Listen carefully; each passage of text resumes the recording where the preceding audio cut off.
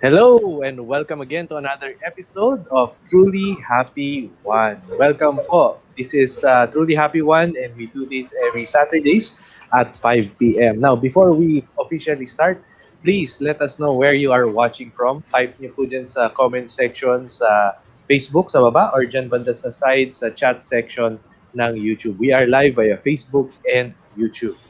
By the way, I'm Eric Kalugdan.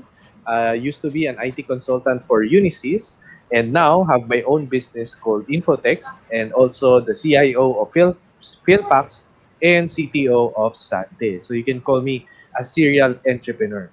Together with us is Sir Enrico Garcia, the Retail Operations Manager of Shell. Countryman used to be Retail Operations Manager of Shell, and then after that became the Country Manager of Herbalife, and then after that became the Director of Operations for Avon and one of the Board of Directors of the Direct Selling Association of the Philippines. Now he's a mindset coach and also the Director for International Operations of Sante. Now, a few months back, no, during this quarantine period, kinausap ako ni Sir Enrico and sabi nga niya, Eric, ano bang pwede natin gawin para matulungan itong mga kababayan nating mga Pinoy? No? Kasi puro bad news na lang yung naririnig natin. Baka naman meron tayong pwedeng gawin. And dito nga, nabuo yung Truly Happy One. No? And ang goal natin para ma-inspire at malaman ng ating mga kababayan ng mga one, paano nga ba maging truly happy? No? Hindi lang social media happy, kundi truly happy. And paano ba mag-isip itong mga successful na tinatawag nating world-class Pinoy? No? So paano sila mag-isip? Yun din po ang i-discuss natin para tayo din maging world-class. Okay? So, every week, iba-iba po yung topics natin. So, for this week, ang topic natin is 1% improvement for success. So, ano nga ba yung pwede natin gawin? 1% para maging successful. Now, before tayo mag-proceed, meron lang tayong ipapakita na short video as an introduction sa ating episode for this week. Let's watch this.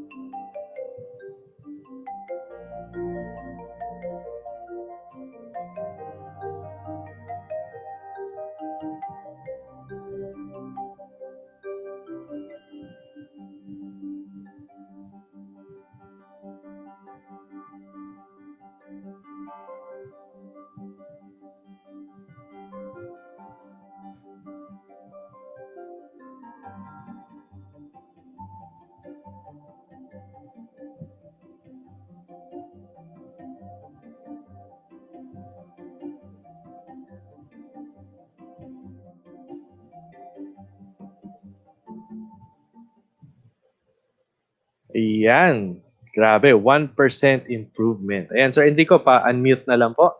So, nanonood po sa atin si Sharon Kalugdan, may better half. Ayan, thank you po for watching. And also, Wigan Kalugdan. Ayan. Sir Enrico, nag-hang po yata kayo. Naka-mute pa po. Yes. Ayan. Okay. Loading. Okay. Ayan, okay na, sir. Okay na po. So, Yes, sir. So, ano yung topic po natin ngayon, sir? About 1% improvement for success. right. Good afternoon to you, Eric, and of course to our regular viewers and first-time viewers. So, like nakita mo nga dun sa video, no? Na pwede ba yun na 1% improvement lang and you will be successful? Kasi parang paano nangyari yun, di ba? We typically think of success as, of course, it's an accumulation of many things that you do, right? But how can 1% improvement bring you to success, right? And that brings the theory of Sir David Brailsford, the performance director of the British cycling team. So this is not theory anymore. He applied this and you saw the results. 8 gold medals in Beijing, which is in 2008. London was 4 years after, so another 8 gold medals in London. in the velodrome and on the road.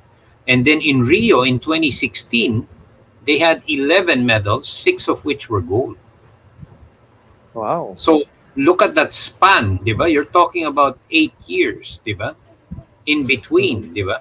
Well, actually longer because Beijing was 2008. So yung preparation before that, di ba? So yan yung topic natin kasi it applies rin lalo na sa business, corporate setting, and even in our daily lives, di ba? Mhm. So yan yung tinatawag na the theory of marginal gains. Marginal kasi Mm. napakaliit, di ba? Mhm. Yeah, the marginal gains theory. That is Sir David Brailsford, the performance director of the British cycling team. Mind you, Erica, their performance in cycling, specifically even in the Olympics, was so bad that they had not won like prior to this in over 100 years. In fact, Wow. pag ni-research mo to, yung mga manufacturers ng bikes, ayaw magbenta dun sa British team kasi baka ma-undermine yung brand. Kasi walang, yeah, wala talaga. Kumbaga, do you want to have your brand with a losing team na hindi naman Uh, nananalo? So, yun yung pinagmulan nila. Yun yung point ko. That was their starting point. Okay? So, sige. mm. Let's go through the ano. And this is what it's about, di ba? Yung the power of that 1% margin for improvement. Di ba? It's just to highlight, di ba? And I know we've prepared some slides na very interesting. So, sige, next, di Mhm. ba? Ito yung ito yung the whole idea, di ba? And it's the Japanese have their own way, and I'll mention that as well. Galing dun sa kung i-break down mo everything that you can think of that goes into riding a bike and then improve it by just 1%, you will get a significant increase when you put them all together. So, nakita mo dun sa video, pati yung kind of pillows that they were using. Why? Mhm. Para yung quality ng sleep. Anong relationship nun sa performance? Of course, from a very grueling workout, recovery is very important. Na makarecover ka Mhm. dun sa workout so that you're stronger and you can work out harder the next day.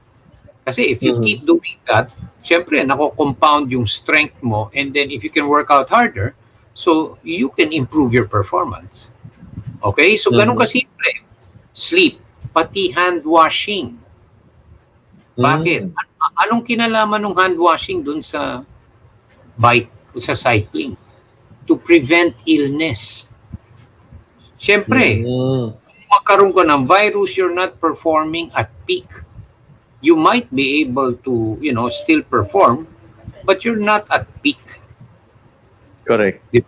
So, look at those details, di ba? Okay, so next. And we'll translate Yeah. this later. Ito yung maganda. Ito yung power of tiny gains. Bale, all it's saying is if you look at that chart, di ba? If you do 1%, in 1 year, it's 37 times better. Grabe, Wow. no? Just 1%. Pero Uh-huh. may compounding effect yun. 1% better than yesterday, today, then another percent the following day. Imagine if you're getting stronger and stronger because of the quality of your sleep dun sa cyclist. Mm. Mhm. So, syempre, nakaka-recover from the workout, nagiging stronger, can work out harder, you get stronger. Mhm. Syempre, you do that over a year, grabe yung performance enhancement. Di ba? Correct.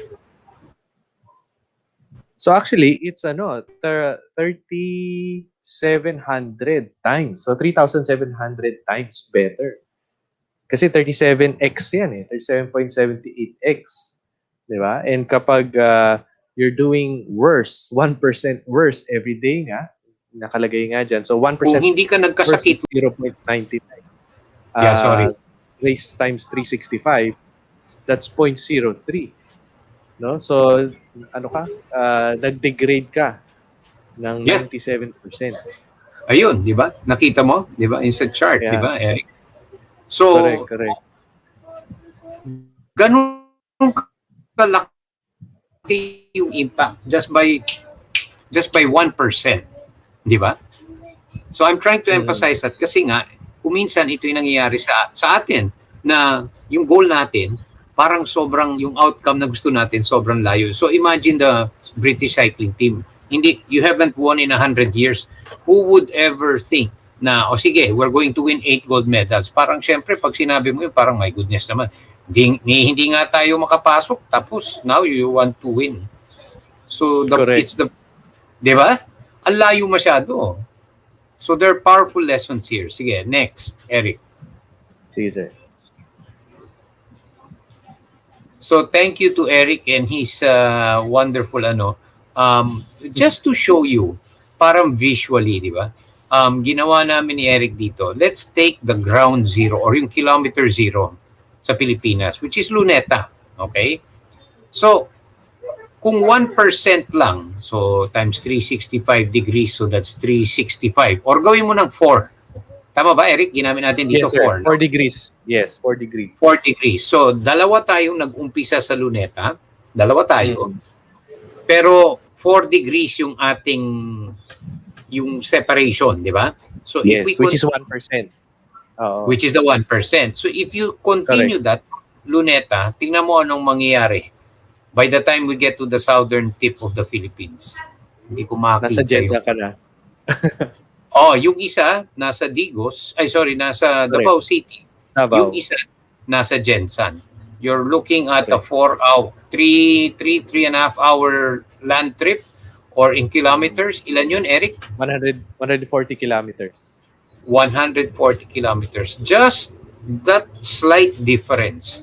If you go beyond the Philippines, you plot that out all the way to down under up to Australia, you will see that separation is going to be bigger. We're trying to relate this dun sa chart kanina. Yung sinabi ni Eric, nag-improve itong isa nag-decline. Ganong kalayo yung gap in 1 year just because of that 1%. Correct. Okay, so next.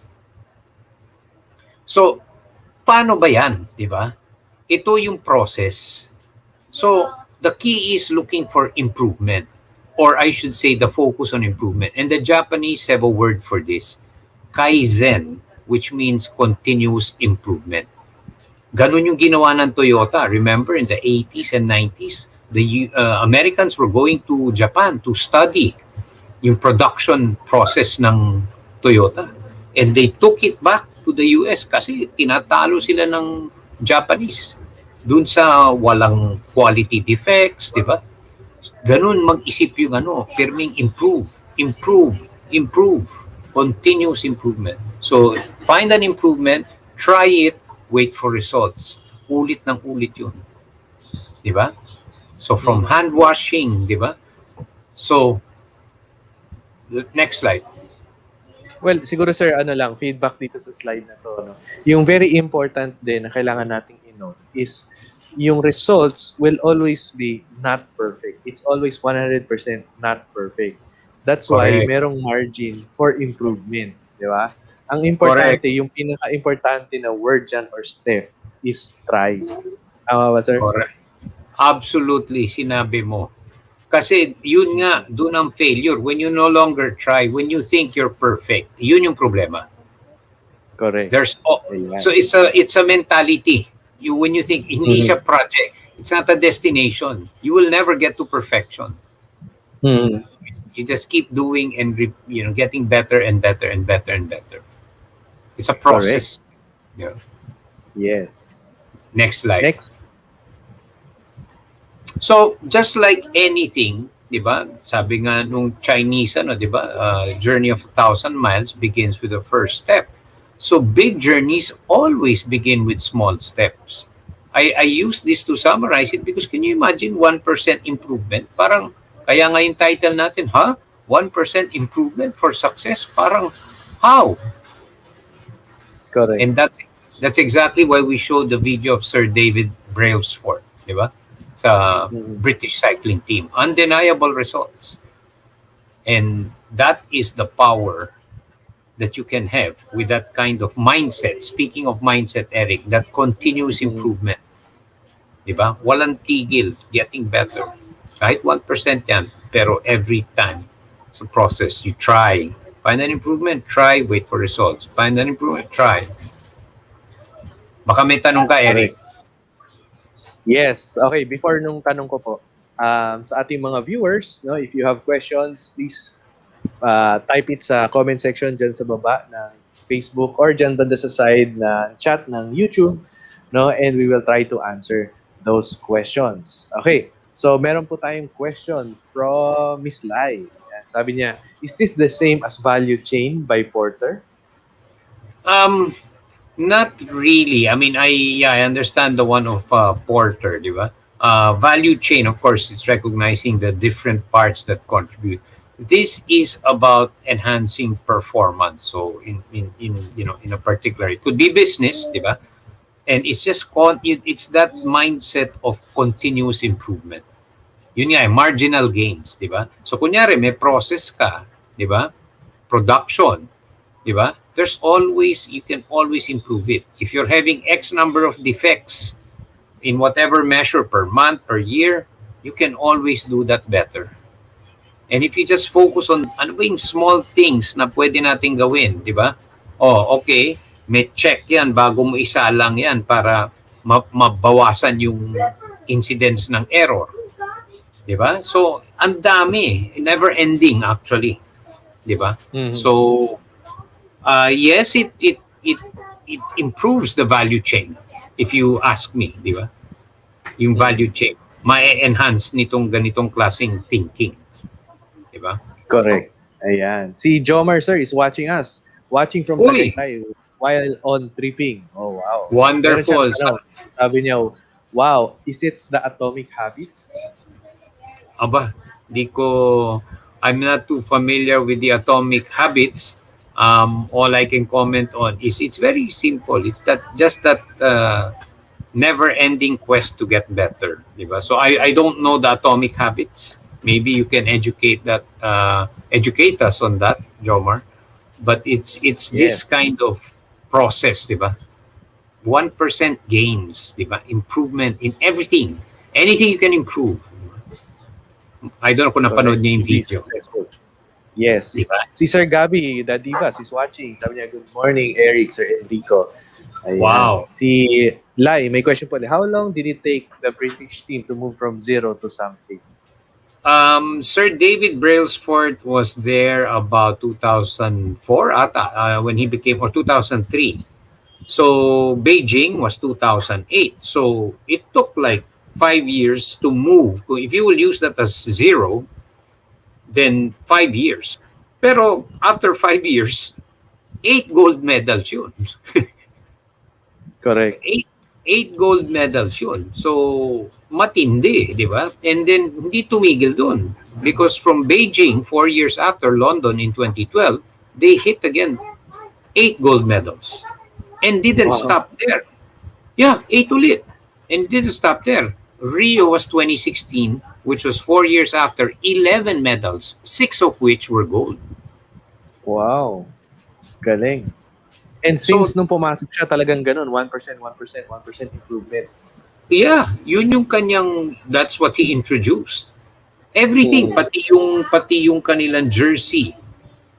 You know, can we get a lighter one that's less coefficient of drag, meaning it's a friction. Mm. It's a thinking eh. Anything you can enhance, di ba, para ma-improve, all those things, yung aggregation o yung pag pinagsama-sama mo, super performance yun. Di ba? Wow.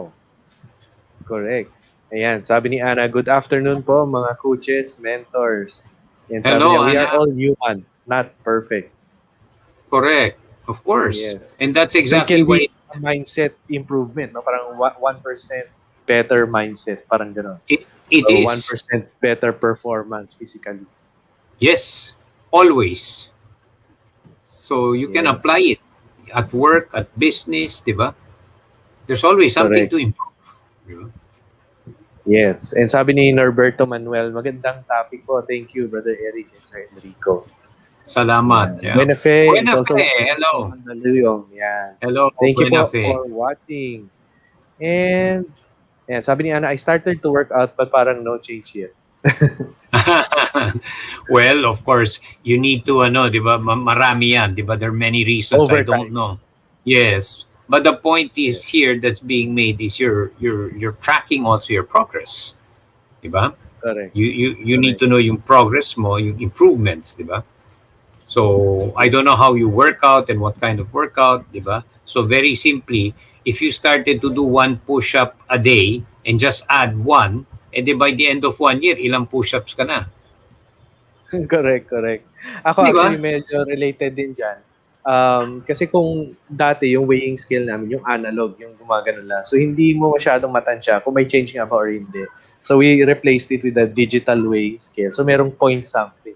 So nakikita namin ngayon, kahit every day mag-weigh in ka, merong difference, nakikita yung difference. So yun, kahit mga ganun lang, point something lang every day, in a span of a month or 2 months, malaki na rin yung na lose weight mo. Kahit point something Siyempre. lang yung difference. Yeah. Correct, Kasi correct. maganda yung sinabi mo kanina, Eric, the focus here is on progression. Hmm, Progress. Ibig sabihin, umaabante ka, you're not backsliding. correct, Yun yung key. It's that correct. mental switch na you're focused on progress. And there might be some days the progress may not be as big, but there still is some progress. Di Yes. ba? Ayan. Si Buenafe, may question po. How do we see ratings and feedback in sales contribute in achieving that 1% progress? Of course, if you're achieving that 1% progress, and that's of course relative to where you are, di ba? If you can make that progress, of course, don't expect that, if your sales are this much, tomorrow it's up by 50%. Hindi nga marginal di ba? You're building Parang ito yung, Eric, yung which would you rather have? I give you 1 million now or 1 centavo pero compounded every day? Compounded. One centavo compounded. Oh, kasi alam mo yung by day 24 or 23, lagpas ka na ng over a Ng million 1 na. million. Oh, Oo. 'di ba? So Correct. it's the thinking, Buena Fe. It's yung improvement and anything you can improve on. Example, can I be a better listener as a manager? Pwede. Or maybe instead of saying but and however in a day, if I can bring that down to only one from 2 times a day in my sentence, instead of saying but however, if I can bring it down by one, make it two, and then the following day by one until mawala siya. Correct, Nakuha yan, correct. di ba? So even your behavior, you can apply that. Correct. Even Interrupting tama. people. Oo, yung choice of words, no? Naalala ko before, nung nag-start tayo dun sa club natin, we were changing yung if to when. Di ba? Tsaka Correct. yung can and will. Talagang dinidifferentiate natin yung mga words na yun dahil ang laki nung gap nilang mga words na yun. So as much as possible, we mention when instead of saying if, di ba? And then we Yeah. mention Will. will instead Will. of can, di ba? Yeah. Correct. Yeah. So very, very important. Kahit yung choice of words mo lang, ma-improve by 1%, malaking bagay na rin po yun. Maganda yung sinabi mo kasi yung can, pwede. Pero gagawin mo ba? Will you Yes. do it? So, ang laking bagay nun, di ba? It sets the mind. Yes, I will do it. Pag even in legal terms, I learned that from our lawyer sa Shell. Sabi niya yung shall at saka yung may, ang laki. Yung may, maring gawin ko, maring hindi. Pero shall is I will do it, di ba? Correct, correct. Tsaka yung difference ng if and when. Sige, sir. Exactly, di ba? Siyempre, if is parang non-committal, kung gagawin ko, di ba? Mm. At saka kung kailan, di ba? Parang if and when is it's another term for pag-type ko, gawin ko. Correct, correct. Tama, di ba? Ayan. Tama, tama. Non-committal Yan. Sabi ni Maan kay Abyab, agree, continuous improvement. Yan. Yes. Si Maan is our sa VNG2, Eric. She has Correct. a wonderful story and yeah, she is her own story is also that. Yan yung sa Japanese yung Kaizen, continuous improvement. Nice. Ayan. Yeah. Si Ana, sabi niya, how long should you keep the tweaks until you decide na tama na? it's never ending, Ana. It's just a lifelong, it's a way, if you will nga, parang it's almost like a way of life or a way of a Thinking. mindset on, yeah, Yeah. thinking, di ba? That you're constantly improving. Maganda yung sinabi ni Ana kasi kaya nga maraming nagfe-fail sa weight loss kasi pina-project eh. O sige ha, I'm gonna lose weight before the high school reunion. O pagkatapos nun, Wala na. wala na. Pero yung Correct. meaningful and lasting weight loss is when it becomes a lifestyle. Yes. Change of lifestyle Meaning, talaga dapat. ayun talaga. So hindi na project, naging lifestyle mo na. Correct, correct. Ayan. Sabi ni Miss Lai, thanks po. Ayan. And sabi ni Sharon, yun, Atomic Habits is written by James Clear which also advocates small positive changes. Salamat, Sharon. Yes. Yun. So, yeah. So they call it Yun. atomic marginal gains. Yeah. The idea is those small gains. Gusto ko nga yung marginal gains. Ang gusto ko kasi kay Sir Dave Brailsford, applied yun. Nakita nyo yung results, di ba? And remember, yung pinanggalingan nila na they hadn't won in 100 years. So talagang from, oh grabe. Generational Oh, brand. that's how bad. Di ba? Yung talagang wala talunan, in other words, di ba? So, kaya matindi di ba? If you put it in May context. question dito. Yes, sabi niya, sir, is this applicable to the saying that it is hard to teach new tricks to old dogs? Well, first things first, good question. Pero dito, the presumption is that the person, whether it's in sports or what, is willing to change. Kasi yung hard to teach new tricks to old dogs is just a resistance to change. Diba? If you are unwilling to change, none of this ever works. Diba? Correct. Or if you feel you're already that good that you reached your perfection and there's nothing else you can do, then there's nothing, nobody can help. Right? Correct. None. Diba? So, but good question because yeah, many people don't confuse that, diba? The resistance to change is a choice. Diba? Correct. Sabi nga nila, diba, you can bring the horse to the lake pero you cannot force it to drink. Exactly. Diba? Diba? Tama ka dun, Eric. Diba? Eric, Yeah. diba Yes, sir. Ikaw, yeah, sorry. Who was that watching from? Si Mama. Watching. Okay. Edith Kamusta, Calugna, tita? watching from Cavite City. Kamusta? Hello. Like ikaw, Yes, sir. Eric, Ano po yun? let's use your example. I've seen yung product mo, how it has evolved. Diba? Hindi naman pwede yung produkto mo, yung applications mo, diba? You're constantly tweaking, finding better ways, diba? That's how you remain relevant. That's how you remain ahead of competition. That's how you're, in your business, that's how you keep yourself. Ang dami mong kapareho, diba? So it's that mentality of, being constantly seen to be improving and improving, diba? Correct. Yung product namin, nag-start po yun 2001. So magto 20 years na siya. Pero kahit hanggang ngayon, may mga nakikita pa rin kaming mga modules or sections or features na pwede pang ma-improve. No? Just like 2 years ago, we started na cloud service na siya. Dati, mga on-premise lang na install namin sa mga clients. Pero ngayon, meron ng cloud service. No? And then kahit yung cloud service, dadagdagan siya ng mga features. And yun nga, tama po yun. Na it's really a continuous improvement process. Yeah. Maganda yung sinabi mong yun kasi kaya nga some people parang ayaw nila kasi walang katapusan to eh. Correct. It really doesn't end until you're finished, di ba? So when you think about it, ito yung if you liken it to weight loss, it becomes a lifestyle. Parang ikaw, di ba, Eric, you embarked on that and it's become a lifestyle. Correct. The way you eat now, nagbago yun. And you started maliit, di ba? Yung marginal gains na. Diba? Correct. Ayan. Sabi ng isang Facebook user, can you relate it to the 10,000 hour rule? Well, The 10,000 hour rule, the context of that is more like, you become professional when you do something for 10,000 hours, diba? Yun yung concept. And of course, yes, you can relate it because if you apply the marginal gains every practice, it's a deliberate practice to get better. If you're a musician or you're a vocalist, diba? You're constantly making those small changes, diba? Like kung voice ka, maybe if I rest my voice better, I can if I warm up a little longer before I sing it, I can reach the range that I'm trying to hit. If I don't drink cold water, all those small improvements, diba?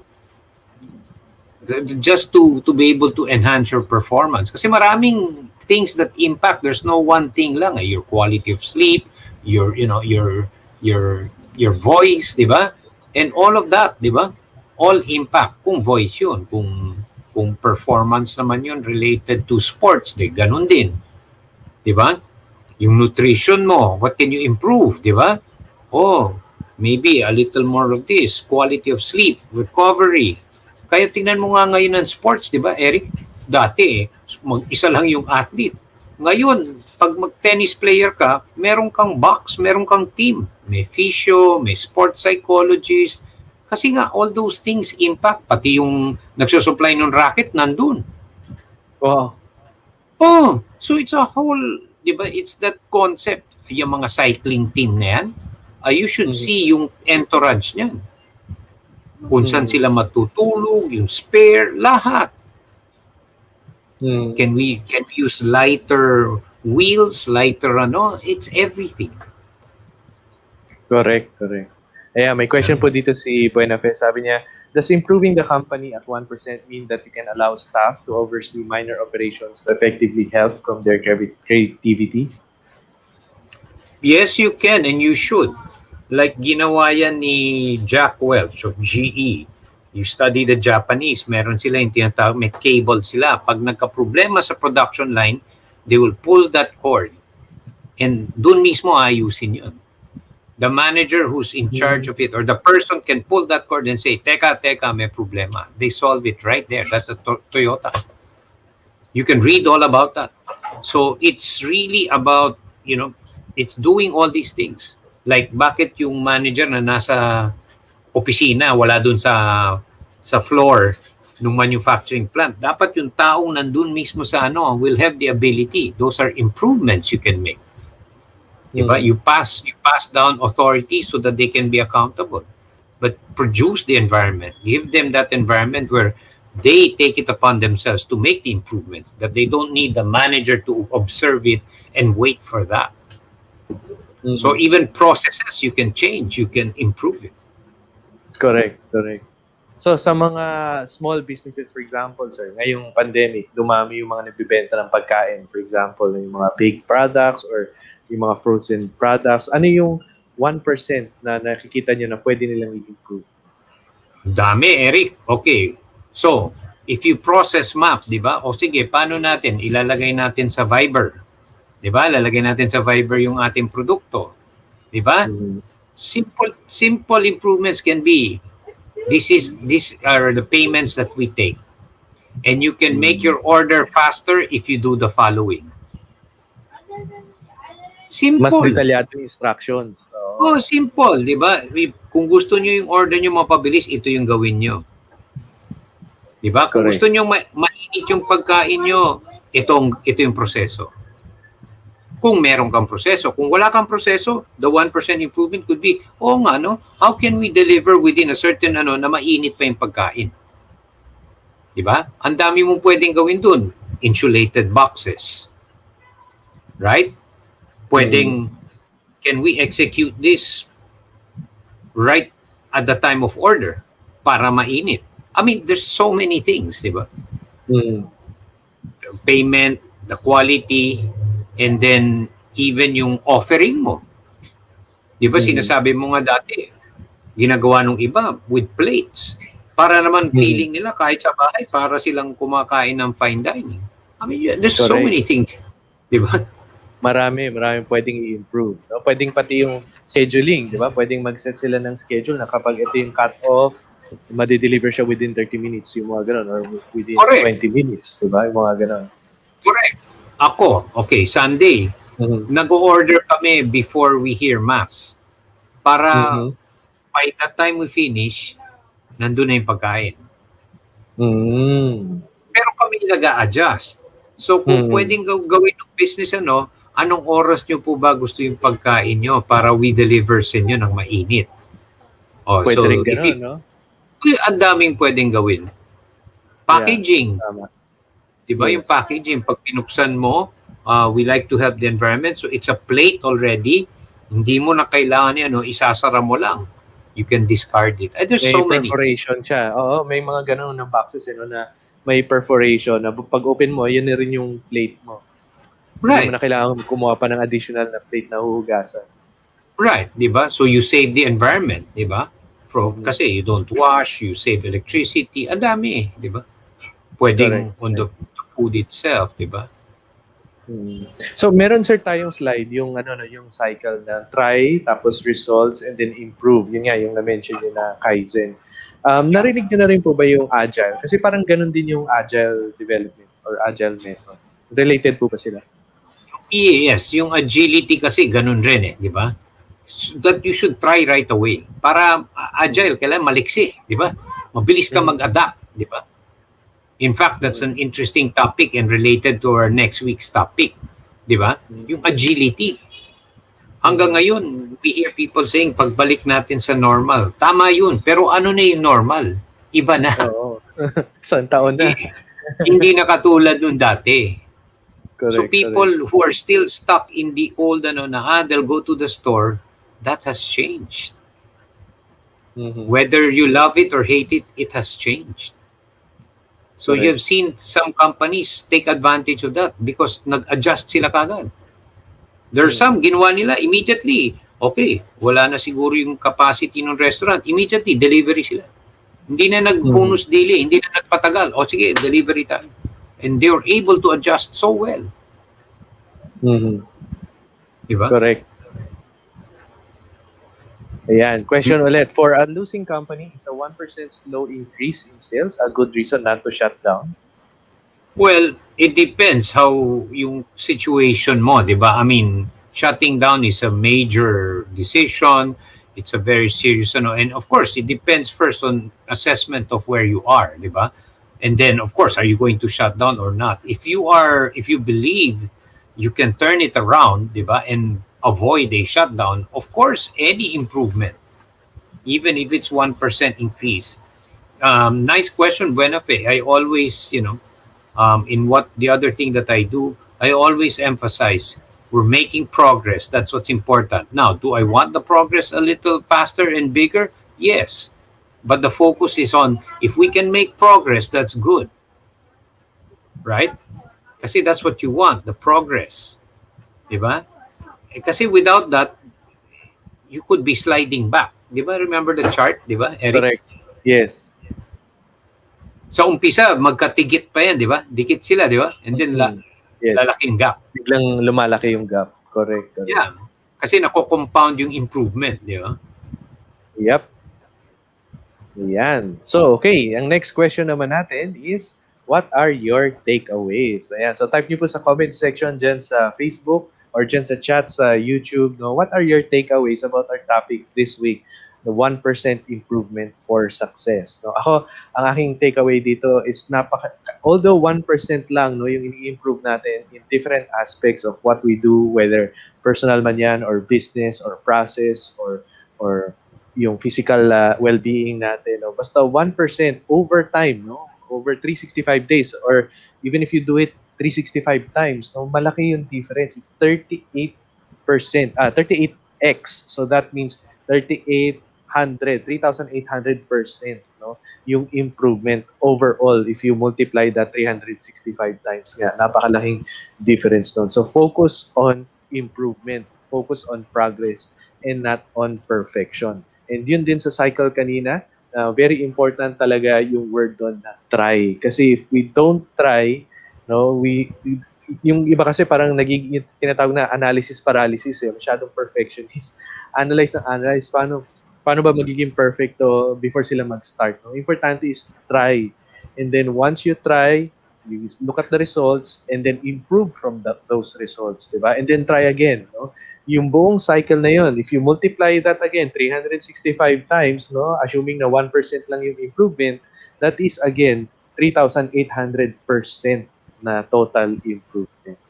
Ayan. So anong yung takeaways? Type nyo po dyan sa ating comment section sa baba. Ayan, sabi ni Sharon, progress, not perfection. Ayan. Also sabi ni Buenafed, takeaway, in many aspects, we can stop focusing on the end result and start paying attention to the worthy 1% progress. Galing. Tama. Galing, galing. Tama yan. And thank you, Sharon. Sharon, in what Eric and I do now, yan yung sinasabi ko perme. Okay, no problem. Basta we're making progress. And na-encourage ang Yes. tao because you're focusing on the effort to get better.